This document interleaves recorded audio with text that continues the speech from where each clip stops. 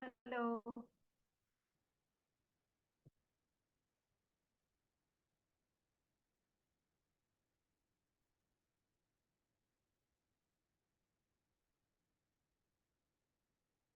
Hi, Placidia. Hello, good morning. Yeah, good morning. You're okay? Yeah, I'm fine. Yeah. I've uploaded that presentation. I was unable to present what I presented yesterday. It was not intended to be presented to you. So I've uploaded another presentation. Do you want me to go through it just quickly so that we can then proceed to the next topic, to the next LO? Yeah, let's do Yeah, that. or are you? Yeah, because it's not a very long.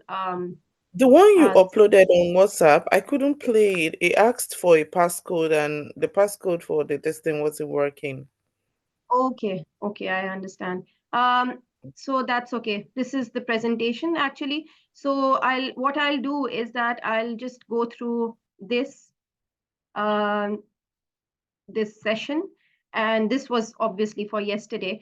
And then I will both of them, I'm sure I'm aiming to complete them in an hour's time. It won't take too much time because LO4 is, I think it's the last LO that you'll be covering for this unit.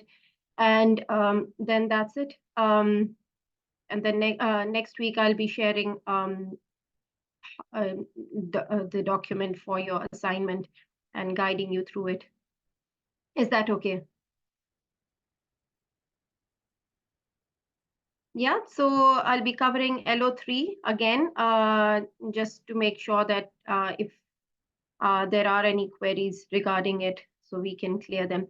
So managing quality in health and social care. So LO3 is to be able to evaluate you should be able to evaluate systems, policies, and procedures in health and social care services. So here we talk about we define what policies are and what procedures are and how do they work together in health and social care services. So we'll start now.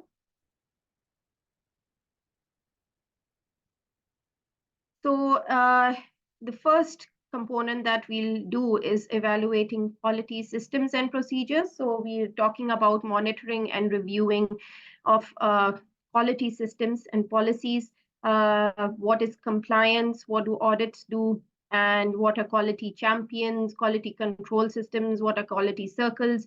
What are the different influencing factors on quality? And what are the suggestions for improvement? So we'll take an example and we'll talk about how they worked towards improving quality. So some key terminologies that I'll be sharing are what are policies and procedures in health and social care services? So a procedure in health and social care, it's a written set of step-by-step instructions. So a procedure actually tells you how are you going to achieve a certain outcome. So whatever outcome it is. So different organizations have different policies. So for instance, if you're working in a healthcare setup, they'll have different policies. And according to those policies, you'll have a set of procedures, which is a step-by-step instruction manual that comes with those policies. And if you're working in a restaurant, in working in a superstore, organization or every setup has policies and procedures alongside. So a procedure, step-by-step instruction for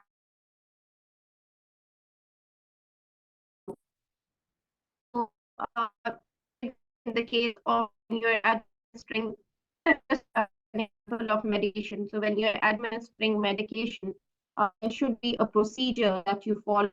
There should be a and then a procedure of how to go step by step in giving those medications. So, and a policy would would clearly indicate the position and the values of the organization on a given subject. So the organization should have a clear policy on every aspect that it has, whether it's giving medication, I'm talking about the healthcare setup, whether it's a surgery that's being operated, whether it is quality, whether it is infection control, for instance. So every subject has a policy. And with that policy, how would you implement that policy? So it's a step-by-step instruction. So policy on infection control, it will set out how you intend to comply with the national standards and the best practice. So, and it's everything is achievable if you're following those policies and those procedures. So an operational statement of intent will be given. So like we're talking about key terminologies, they'll have key terminologies and operational statements. There'll be definitions, and they'll explain the organization's stand on a subject and why there is a rule about it. So it will give you the significance of why you have this component within that policy. So a policy is actually a guiding principle or a guidance that an organization has in order to achieve a desired outcome. So your policy, again, it might be achieving, obviously, the policy is there to achieve quality standards, meet quality standards that are national standards, and applying it on your setup wherever you're working and going about with best practice.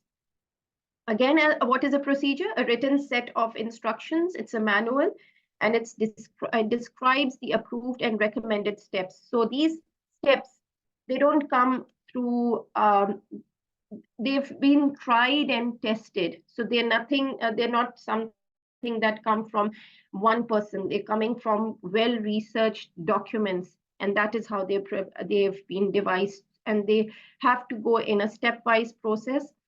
Otherwise, it's not possible to achieve the outcome. So the procedures, they supplement, so they go hand in hand with policies, and they describe how the policy will be implemented, how are you going to make use of this policy, and how are your outcomes going to be achieved. So a procedure on infection control, it will provide you a step-by-step instruction on how to control infection.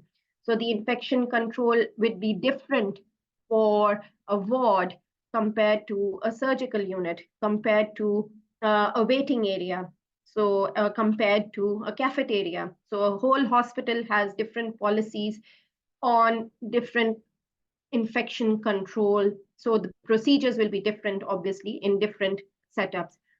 And what's a protocol? That is a written plan which specifies procedures. So that these procedures are specified to be followed in defined situations. So a protocol is actually representing that standard of care that describes an intervention or a set of interventions. So you're doing some intervention. That protocol will explicitly mention what that intervention is. So and they give they're specific in their detail. When it comes to guidelines, if you compare it with guidelines, they're more specific. And because guidelines are more, they cover a lot of more stuff, but a protocol is different compared to a guideline. And it actually exactly says who will do what and when is that thing going to be done and how is that thing going to be done. So any objective that you have to achieve, who is going to be involved in it, what is it that you want to achieve, and by when do you want to achieve, and how would you achieve that. So that's a protocol. So any idea, Placidia, what a guideline is? That's our next topic. Yeah, guidelines are, I feel they're like set of instructions as well on how to go about something. So you don't go out, like it's a guardrail, like you can act within this premise, but you shouldn't go out of this premise, something like that. Yes, exactly. So guidelines, obviously, these are all, they seem like synonyms, but they're not. So a guideline is again a principle, and it gives you a criterion and it directs you or guides you like a guideline. It has to guide you, as the name suggests, and or it directs action. So it emphasizes using clear evidence. Again, it uses previous research that has been done in the field, and it does not use expert opinion alone. So all these policies, these procedures, you sit with experts and develop them, but the way they are developed, it requires more research. So previous research will always be used, and previous examples will always be used. So when you're doing the right thing consistently, you're doing it throughout day and night. And that is to ensure best possible outcomes for the patients or the service users, their whoever's with them. So this gives you satisfaction throughout. Like everybody is satisfied, whoever's using the facility, whoever's being a part of the organization, whoever the stakeholders are, they're all satisfied. And that helps in staff retention. And obviously, when the staff is retained, it improves their talent and gives you good financial performance with regards to your organization. So what's the importance of policies and procedures in social care services? Again, they give you a guideline, they give you a procedure. You're starting a new unit, let's say. You're developing a new a surgical theater, let's say, and you want to have you want to have a policy. So with that policy, you will go through different documents that have been published already regarding policies, and then you'll see the set of procedures within those policies. How do you have a stepwise procedure to follow those policies? So this is how social care services work, and it's there to influence and determine all major decisions and actions within a social care service. So when you're and all the activities that take place within the boundaries set by them. So whatever happens, you have your policies and your procedures to follow them. You don't have to struggle and look for advice from, obviously that advice will be required at times, but majorly you have your policies and your procedures to follow. The procedures are specifically specific methods which are employed to express policies. So policies are just statements, and then that statement, how would it go into action? That is through the procedures. So these policies and procedures, they ensure that you're doing your best and you're achieving the best outcome possible, and you're improving the quality of the system. So we'll just have a look at this video. Let me know if you can see my screen.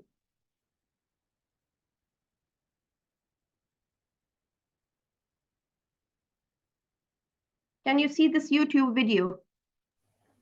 Yes, I can. It's loading. It's scrolling. Yeah, it's just loading.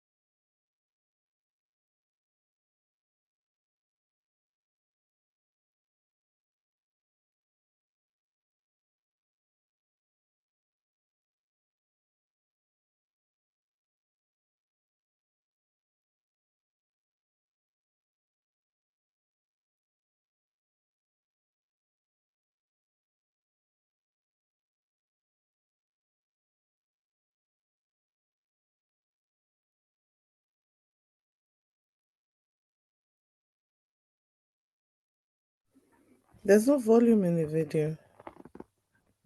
Sorry, There's no volume. there's no volume. Okay. Mm.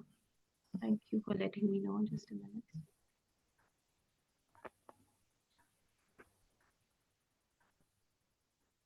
Just a minute.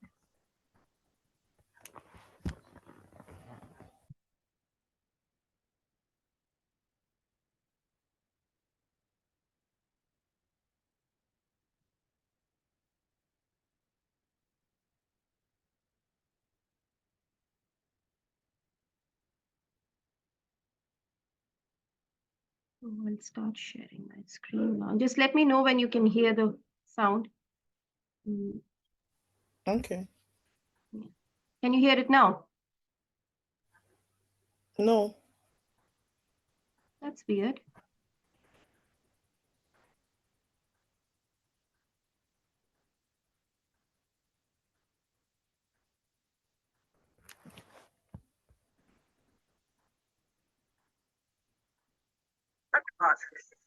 Yes.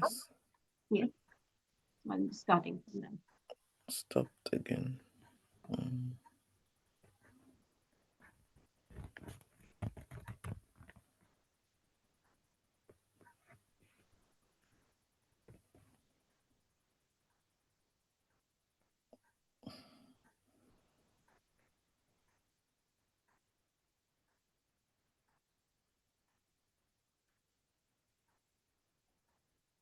Stopped.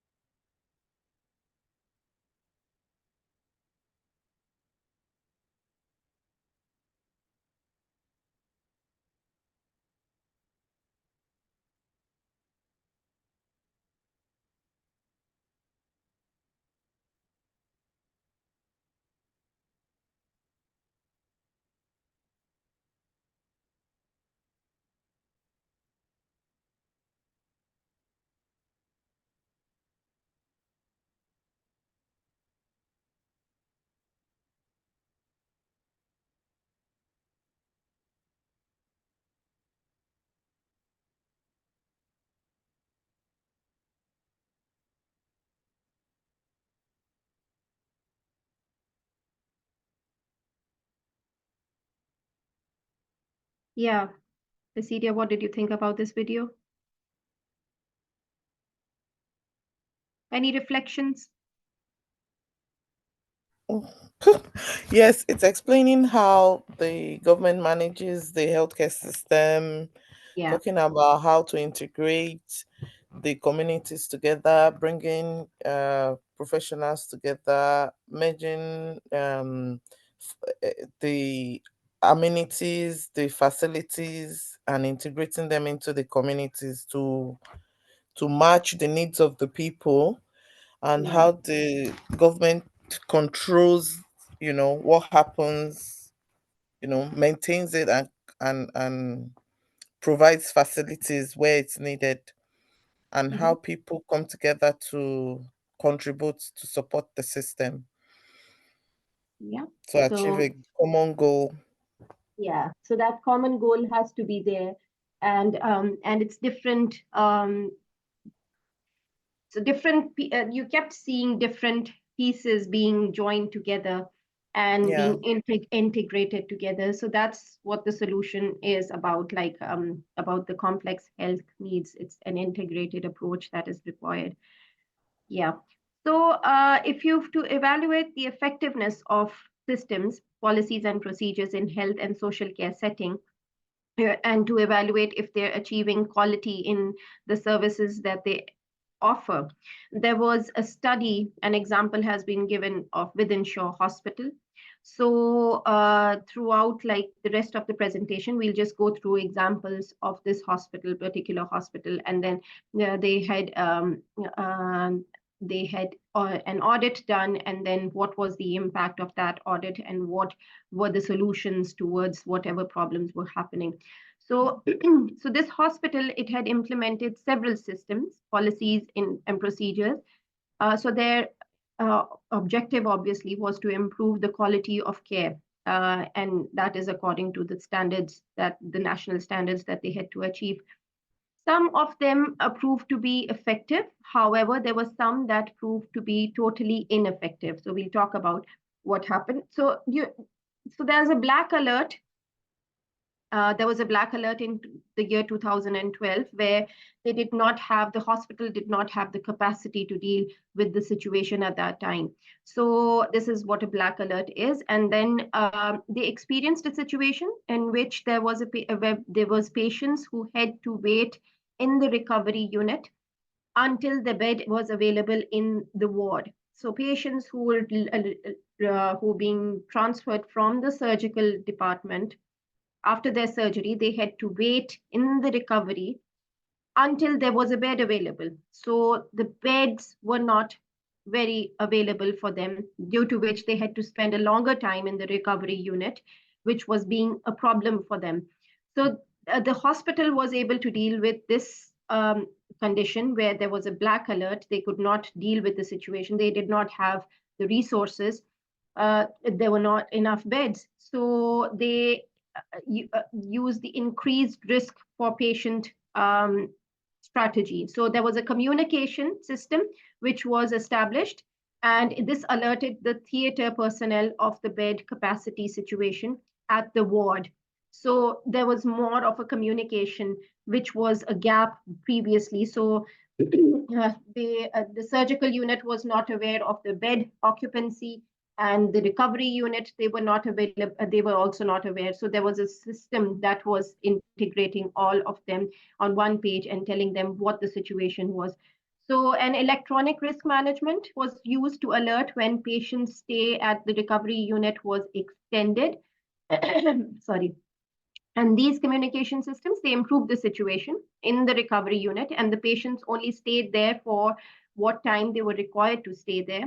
And then they were transferred to the ward immediately whenever they were fit for to be transferred. So nice guidelines were there in the year 2012. So it said that the care providers are required to assess the physical and psychological needs of the patients, which includes hydration, different other needs, their mental needs, their pain relief, their nutrition, if they're comfortable. So according to these guidelines, if you to comply with these requirements, within Shaw Hospital established a new hydration bundle policy, and that aimed to monitor fluid intake and output, which is very crucial in especially when the patients are post-surgical or even pre-surgical. So this was monitored through this hydration bundle policy. So it ensured that the patients were well hydrated.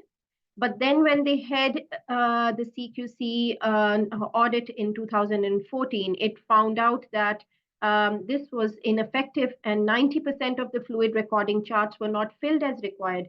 So what do you think, Placidia, what could be the reason for being ineffective? Like for that the flu charts were not filled. Yeah, It was human resources. Maybe they had yeah. Mhm. low staffing, and the people were over labored, so they didn't have time to be doing their documentation properly. Yes, so there could be that reason, or even if the staff was there, but they did not have the proper training, that could also be the reason. So when you're implementing a new policy, you have a set of procedures to follow, as I said earlier. But then to carry out those procedures, you need humans, and effectively working humans available there. And obviously, the staff are already there who are working on other sets of objectives. But this new policy with a new objective was implemented. But then with the procedures, you need obviously a new set of resources. So there was also a comfort round procedure, which was used to monitor the welfare or needs of the patients. So according to CQC, again, the procedure was working for the hospital as the patient's needs and their welfare were being assessed and provided also. So this was there in place. Their treatment plans were in place. The system, however, did not meet the standard as it was required by the Care Quality Commission. So there are certain standards that have to be achieved, obviously. The trust also put in place a strategic framework that is for risk management, and this system improved the reporting, collating, and management of incidents and risk across the entire hospital. So this was a positive thing that happened.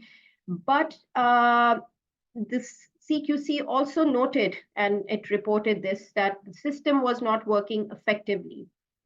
So there was electronic tagging devices for tracking and monitoring patients at risk of wandering, which was not being used effectively. So that electronic tagging was there. That was something that was there. It had a policy, but again, it was not being used effectively. So how do we analyze other factors that influence the achievement of quality?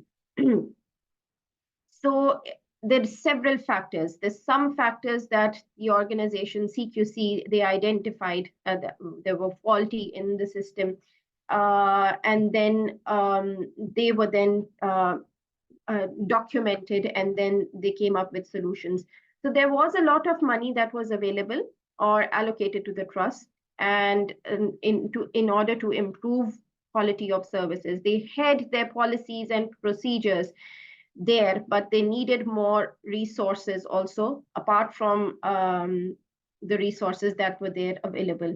So it's also the perception of the healthcare staff. So if the healthcare staff also has this objective of improving quality, it improves the quality as a whole. So if they have that positive mindset, every staff member. So this is what brings a change in brought a change in the whole hospital.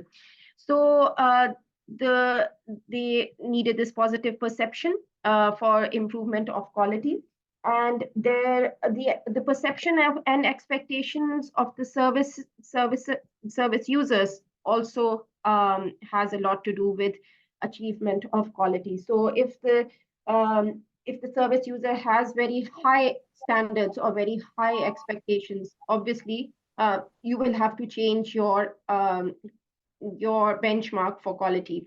And then you have legislations, you have data protection acts, you have health and safety acts, care act 2014. These are their legislations to be working within the organization. And the document also highlighted the importance of training of staff. So again, coming back to the hydration bundle, that was there, but does the staff that's available there have the knowledge and skills required in order to offer the care, that care to the patients?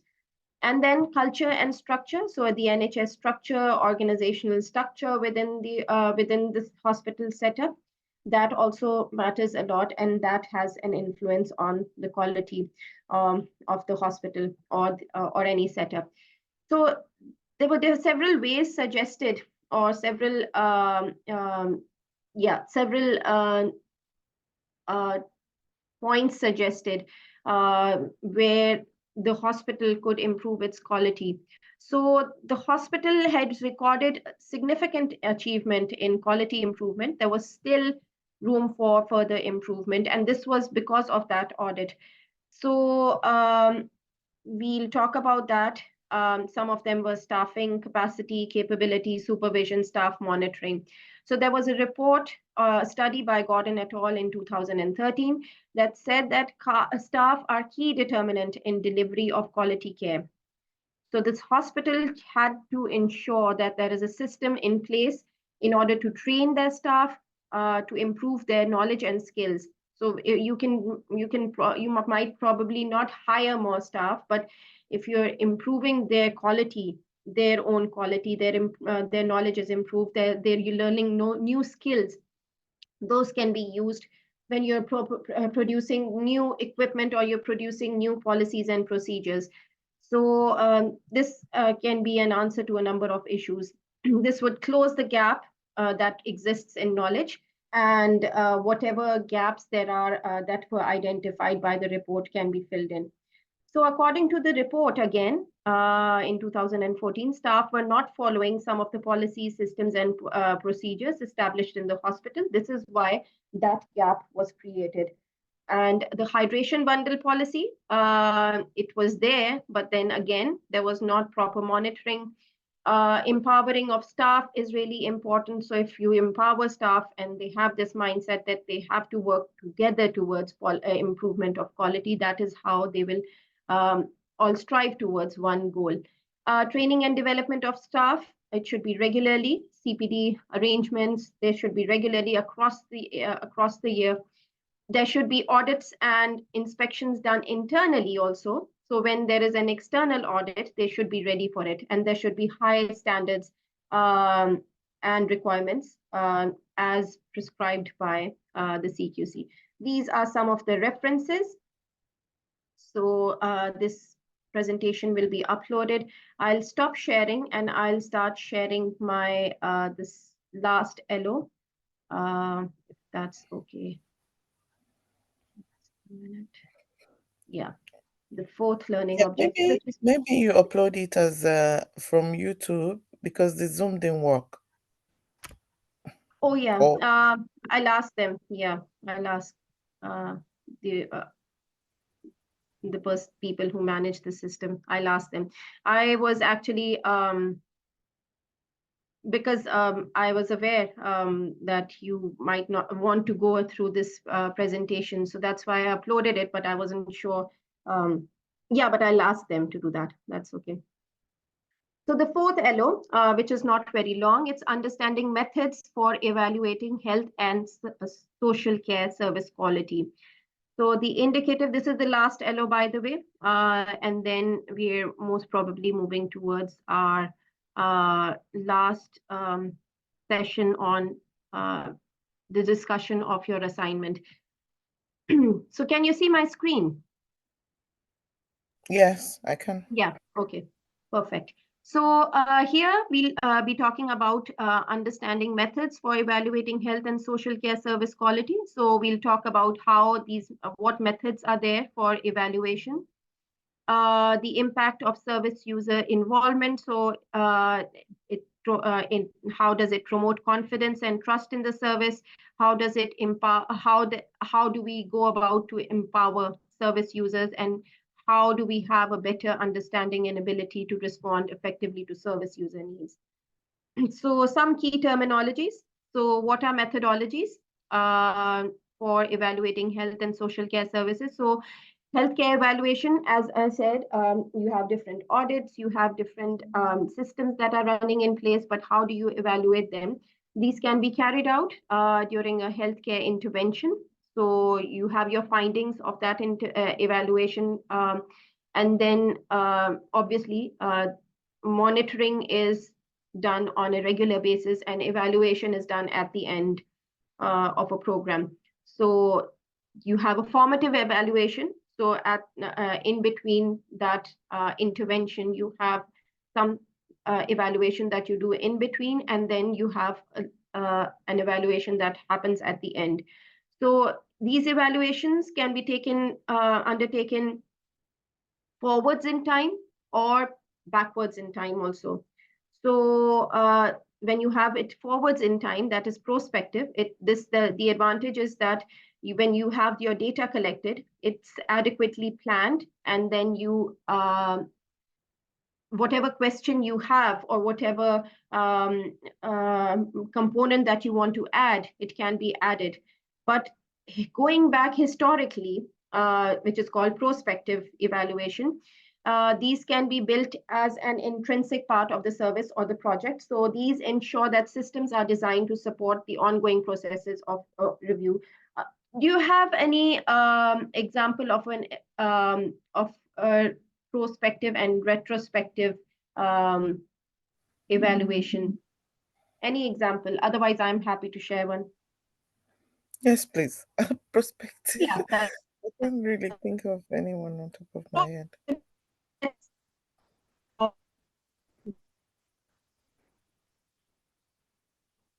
Yeah, could perspective be like those evaluations you do within the home before you get like a CQC inspection or something? Mm-hmm. Could Yeah, that be so perspective? yeah. So now we are doing a prospective, for instance, if this hospital we are talking about within Shaw Hospital, and they did a prospective evaluation. So this is something that you start an intervention, like the hydration bundle, we started it, and then we start evaluating it as the system runs.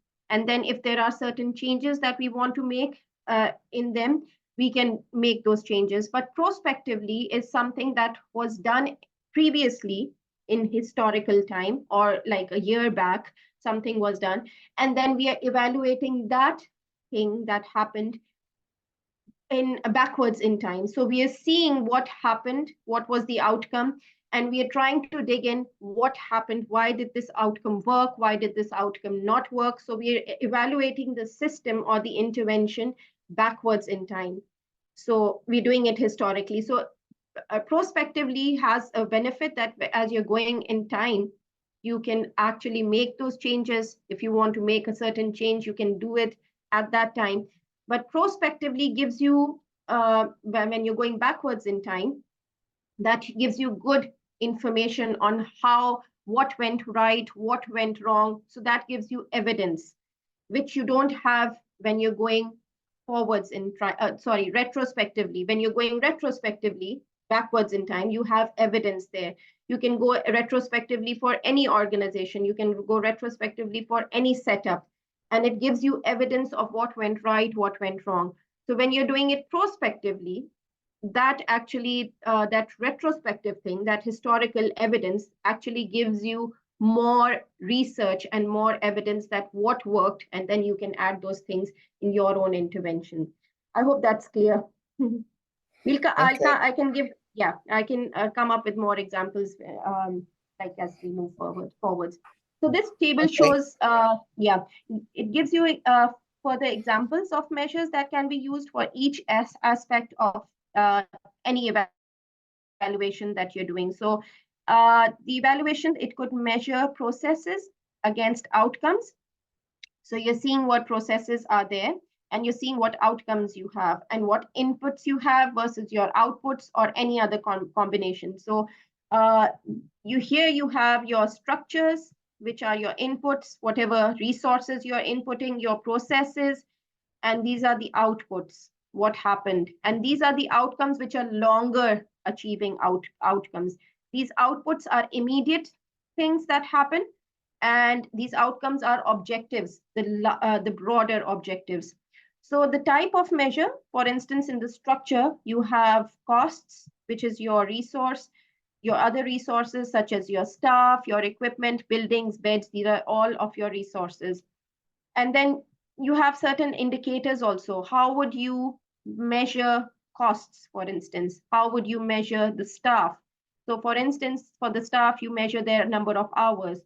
For expenditure or for certain costs, you have the expenditure over here. Or for certain beds, you have the expenditure over here. Now coming towards the processes. So what type of what measure do you have here? You have patient care, which is a process. You'll have certain policies for that. You'll have procedures. That's a process, the whole process of patient care. Then you have strategies, you have plans, you have policies, you have patient pathway. These are all different processes. And how can you measure patient care? Their patient records, their different strategies or plans can be measured by treatment plans. I'll just put my annotation on, which makes it clearer. Just that. Yeah. So, and patient pathways, for instance, tells you, gives you, like you have a good indication of patient pathways or patient waiting time, let's say. Patient waiting times gives you a good example or of how the patient pathway works. And then coming towards the outputs. So how do you measure it? The hospital activity, the number of complaints, the change in bed occupancy, length of stay. These are the outputs that you want to measure immediately. So obviously you have indicators like occupied bed days, for you have number of patients receiving treatment, which will tell you a lot about these measures, and number of complaints. So number of complaints, obviously you'll go through the records and then you'll see the number of complaints for which will be helpful in measuring what was the patient satisfaction. So your main outcome is the main outcome of your hospital or your setup should be mortality. How many went back alive? How many did not be were not able to achieve that objective or that outcome? You'll see impairment. So that is through pathology, clinical measures. You'll be seeing disability. You'll be seeing the functional status, if that's changed or not, acceptability of the service users or whoever's used your service, patients. You'll see clinical and patient reported outcome measures, and you'll see discharge rates also. So different, again, different records can give you all these measures, such as the mortality rates, clinical and patient reported outcome measures, emergency readmission rates will give you a good example of how well the recovery happened or if there was a mortality that happened or not. So this is a good chart that gives you how you can measure actually what each aspect while you're evaluating a system, particularly a healthcare setup. So when we're evaluating methods for in health and social care services qualities with regards to external and internal perspectives. So they're different internal as well as external perspectives. So when we have quality of care services, we're evaluating them. It means that we are measuring to the extent to which the care service or that care provider, they're meeting the expectations of different stakeholders. So as we mentioned earlier, we talked about stakeholders earlier. So you can have several stakeholders. Your hospital staff is your stakeholders. You have different internal and external organizations that are working together with you. They're your stakeholders. So for within Shaw Hospital, the different expectations of stakeholders, they had to be taken into account. CQC was one of the stakeholders. They developed the following methods of evaluation. So they had a survey done. So what is a survey? It is the systematic gathering of information. So it gives a survey is usually it's done for gathering these sorts of information like I just shared with you. So it can be used to measure the quality of care at this hospital by taking into account all the feedback and opinion of healthcare staff. You can use management, you can use the service users, local community, you can use the family of the people who are using the services. You can use Clinical Quality Commission, CQC, and other relevant stakeholders. So this method will provide a comprehensive evaluation, and it's going to give you internal and external perspectives of quality. So you're taking opinions or feedback from within the staff and within the organization and outside the organization also. Then you evaluate the quality against the standards. So you have certain standards against which you have the quality that you measure. So you have NICE guidelines, you have CQC essential standards, you have other applicable standards also. So this would help you then to have a yardstick against which you have to achieve your qualities. And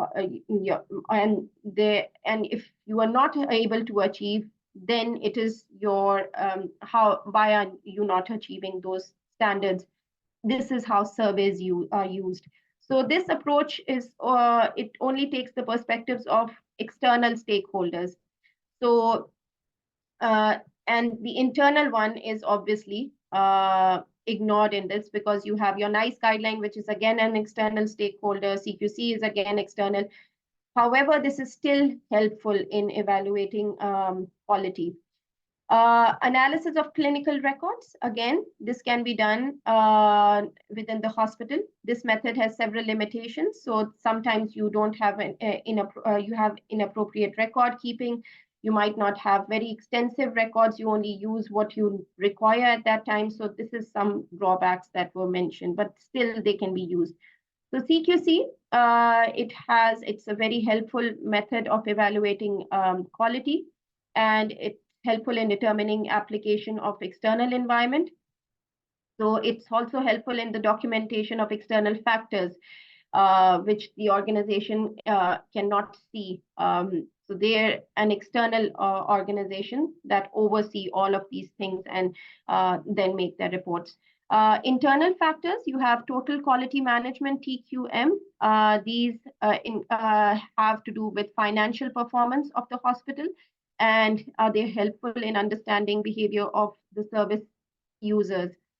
And then you have health and social care facilities in the hospital. They adopt this approach of quality assurance programs within Shaw Hospital, and they also concentrate on other issues like documentation, supervision, and administrative procedures.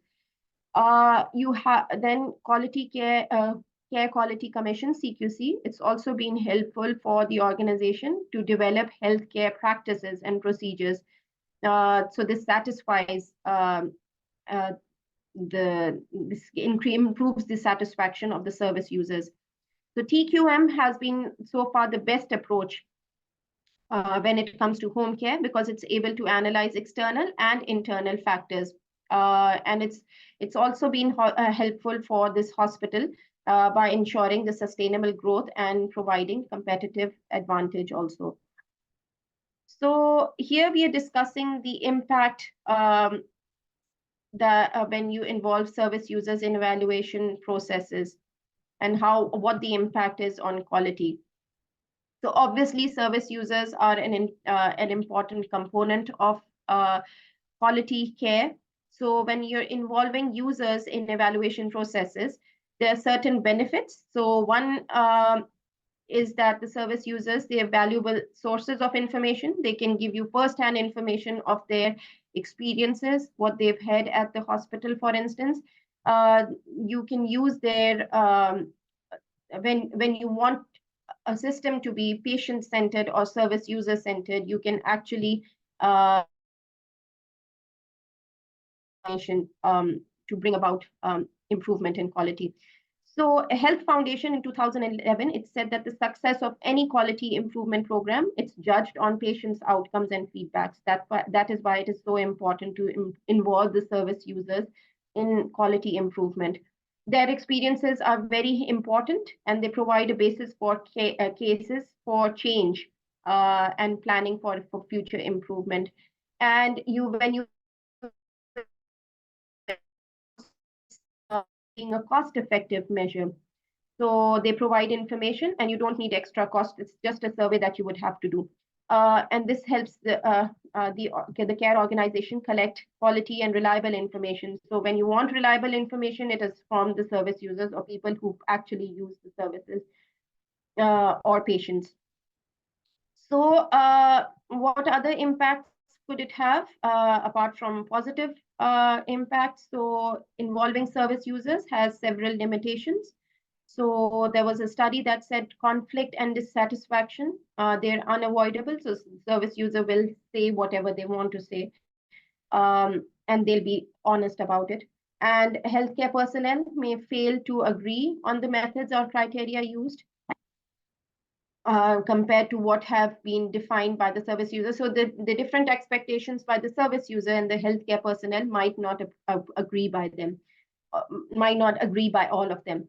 So if there's conflict and it's not resolved, there's dissatisfaction, and then the quality will further deteriorates.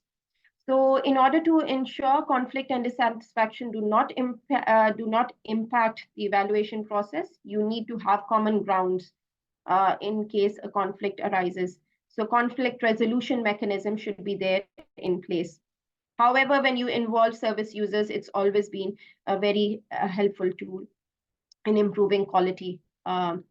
So there's some positive impacts of involving service users, and they encourage individuals to get involved in the issue that affect them.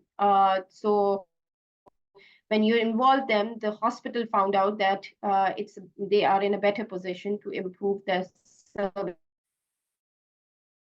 Obviously, they're the first-hand users of the services.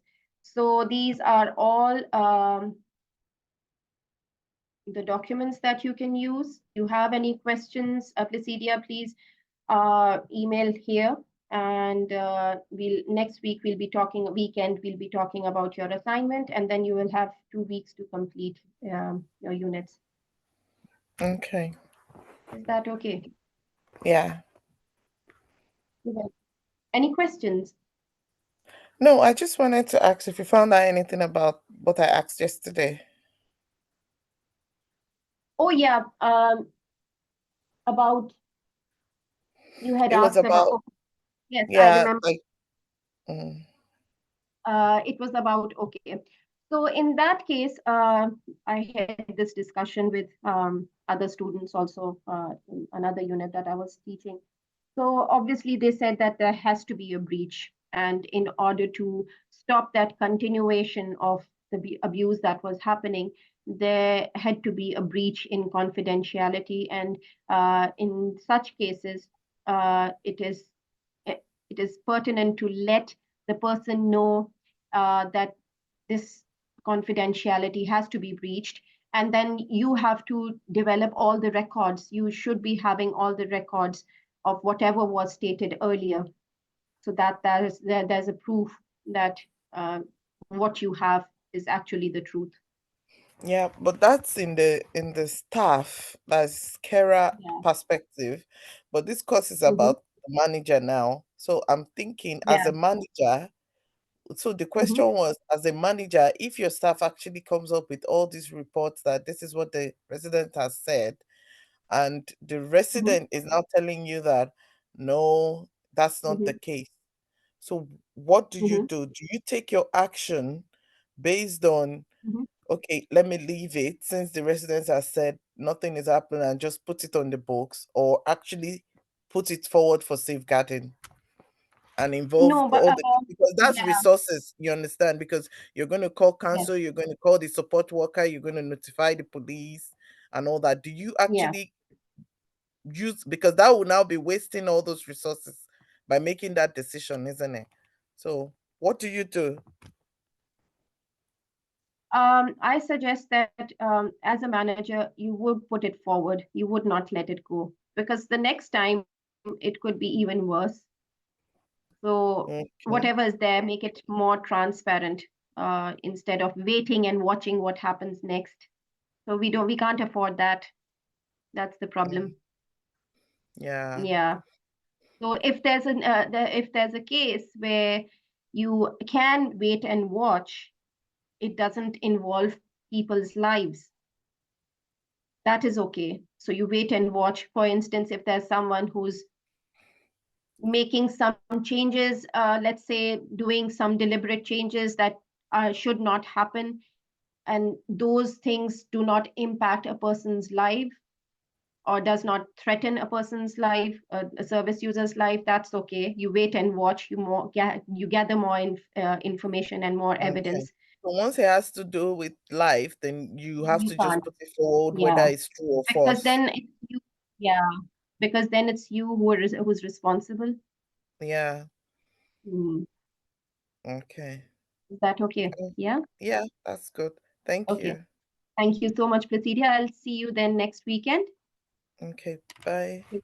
Bye. Have a lovely week. Bye.